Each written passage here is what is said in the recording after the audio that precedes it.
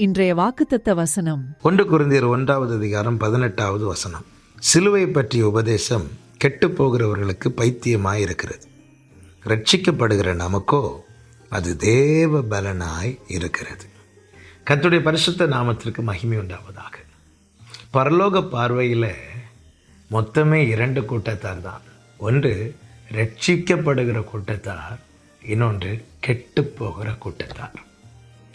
யார் ரட்சிக்கப்படுகிற கூட்டத்தார், யார் கெட்டு போகிற கூட்டத்தார்?